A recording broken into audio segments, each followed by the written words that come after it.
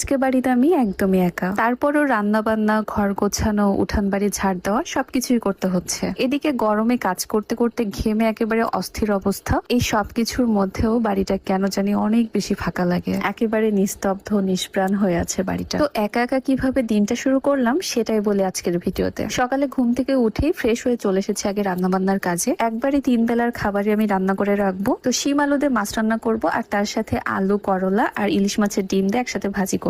দিন যত যাচ্ছে তত ভয়টা বেড়েই চলেছে। কেন বলছি এই কথা?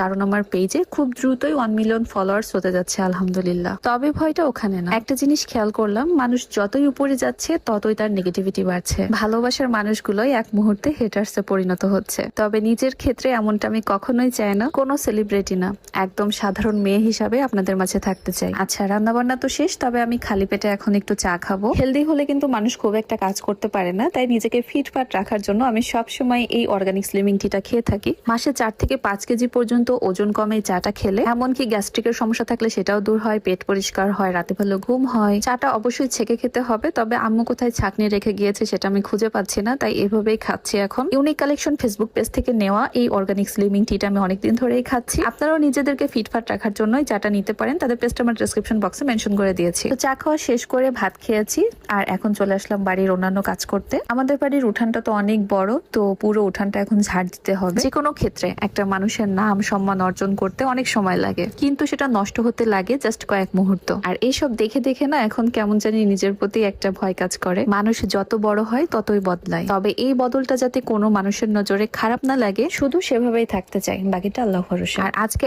এত পরিমাণ গরম পড়েছে, আর এই গরমের মধ্যে কাজ করতে কিন্তু বেশ কষ্টই হচ্ছিল। আর আমাদের বাড়িতে কিন্তু বেশিরভাগ দিনই এটা ওটা কাজ করা হয়। এই যেমন আজকে বাঁশের চটা দিয়ে বেড়া বানানো হচ্ছে। আর এই বাঁশের বেড়াটা কোথায় বাঁধানো হবে জানেন? আপনাদের মনে আছে কিনা জানি না, আমাদের বাড়ির পাশের জমিতে কিন্তু আমি ধান গাছ লাগিয়েছিলাম। মাশাআল্লাহ, অনেক সুন্দর গাছ হয়েছে এখন, আর বেশ অনেকটা বড় হয়ে গিয়েছে। আর ইঁদুর আর পাখি যাতে ধান গাছ কেটে না দেয় সেজন্য এই সিস্টেমটা করা হয়েছে। মানে দড়ি ধরে যখন টানা হয় তখন সেটার শব্দের ভয়ে হচ্ছে ইঁদুর পাখি সব চলে যায়। তো যাই হোক, এখন ঘরটা গুছিয়ে ফেলতে হবে। ওই যে বললাম গরমের কারণে কাজ করে হাঁপিয়ে গিয়েছি। আচ্ছা, আর একটা কথা, আমি আমার কাজ নিয়ে আসলে এতটাই ব্যস্ত থাকি যে ঠিকঠাক ভাবে খাওয়া তারপর গোসলের সময়ই পায় না। আমার মনে নেই কবে আমি সময় মতো ভাত খেয়েছি। আর কাজ সেরে তো আমার গোসল করতে প্রতিদিন বিকাল বা সন্ধ্যা হয়ে যায়। মানে নিজেকে নিয়ে চিন্তা করার সময় তো সেভাবে পাই না, আর অন্য মানুষদের কথা তো দূরে থাক। কিছু মানুষের ভুল ধারণা আছে আমি হয়তো তাদেরকে নিয়ে সবসময় পড়ে থাকি, আর এই ব্যাপারগুলো শুনলে আসলে খুবই হাসি পাই। সেসব মানুষদেরকে বলবো আমার পেছনে সময় ব্যয় না করে নিজের কাজের দিকে ফোকাস করুন, এতে ভালো ফিডব্যাক পাবেন। দিন শেষে আমি আমার কাজ তারপর পরিবার নিয়ে ব্যস্ত থাকি, আর এই পর্যন্ত আসতে আমাকে অনেক পরিশ্রম করতে হয়েছে, অনেক অপমান সহ্য করতে হয়েছে।